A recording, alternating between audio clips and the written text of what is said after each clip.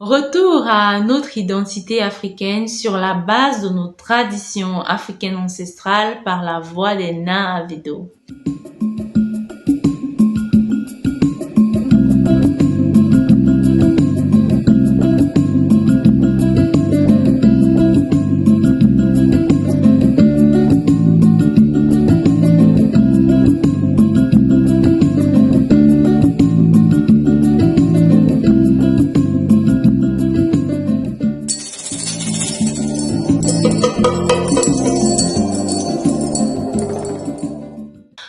Au tep à toutes et à tous, je suis Nae Bitoa et dans cette vidéo, nous allons vous résumer les différentes leçons que nous avons apprises hier durant la première séance de lecture de contes de Kélé de l'année 110 015.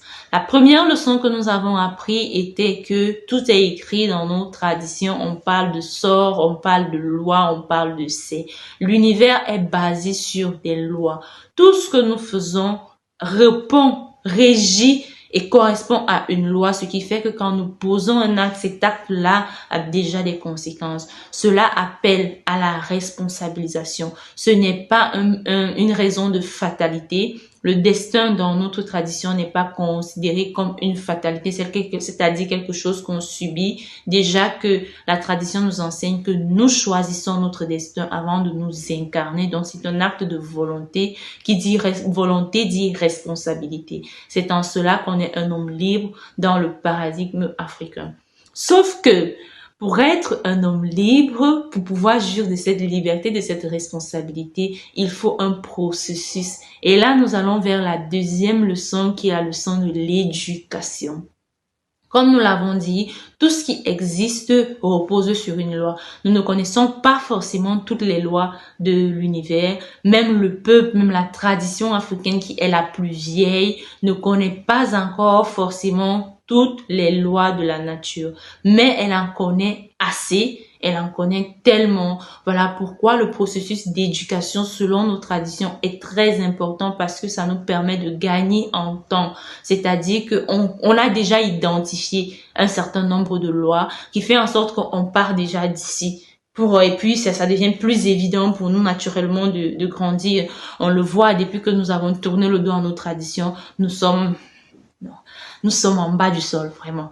Donc, il est très important de retourner à la transmission de nos valeurs, qui est ça la réelle éducation. C'est ça la réelle éducation. Le fait de transmettre tous ces savoirs-là, toutes ces lois-là qui ont déjà été identifiées dans nos traditions. Et ça, pendant le conte, un aspect a été vraiment très pointé du doigt qui est le rôle de la femme sur l'éducation. La femme dans notre tradition doit toujours avoir un œil sur l'enfant. C'est ça son rôle dans la société. Malheureusement, aujourd'hui, ce n'est plus le cas et nous voyons très bien les conséquences dans la société. Ce conte était très intéressant. Donc, pour ceux qui aimeraient le repasser, c'est le conte Le soleil engendra les poissons qui engendrèrent le vent, du livre Contes, histoires et légendes initiatiques des terres du milieu que vous trouverez disponible sur Essibla pour ceux qui ne l'ont pas encore. Donc, comme je disais tantôt, ça c'était les deux premières leçons. Tout est écrit, la notion de destin selon le paradigme africain, de la nécessité de l'éducation et surtout la nécessité que la femme africaine reprenne sa place de mère éducatrice, c'est-à-dire de mère de la société. Ça c'était la deuxième leçon. La troisième leçon, qui n'est pas des moindres, était la nécessité de se connaître. La nécessité de se connaître. Comme le dit la tradition africaine, Jessie Dokwiwo, connais-toi toi-même. On n'a pas besoin forcément de connaître l'autre, mais on a besoin de se connaître nous-mêmes.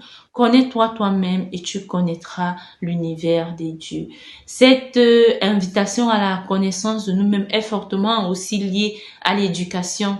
Parce que vu qu'on est déjà d'un peuple, on ne peut pas dissocier qui nous sommes forcément de ce peuple-là, parce que le peuple nous donne les éléments pour pouvoir nous connaître à travers la tradition et l'éducation. Donc, il est très important que on reprenne en considération la connaissance de nous-mêmes, aussi bien de façon matérielle que de façon spirituelle. Les deux vont de pair. Et une dernière leçon pour la route. La dernière leçon pour la route, en fait, c'était une fois qu'on se connaît déjà, qu'on connaît son potentiel, il faut maintenant identifier la situation dans laquelle euh, on est bon en fait, où ce potentiel-là s'y est. Et ça, c'est quelque chose qui est très important. Une fois que on entame généralement le processus de retour aux sources, une fois qu'on connaît plus ou moins ses dons, parfois, si on ne trouve pas dans quoi, quelle est l'utilité de ce don-là, on peut se retrouver frustré et on peut retourner notre frustration contre les autres qui, eux, ont su identifier la situation dans laquelle leur don s'y est. Il est très important de ne pas tomber là-dedans parce que, rappelons-nous, nous devons tous être à notre plein potentiel pour pouvoir participer de façon active à la renaissance africaine. C'était tout pour cette séance de résumé et à la prochaine séance de résumé pour le deuxième jour de compte.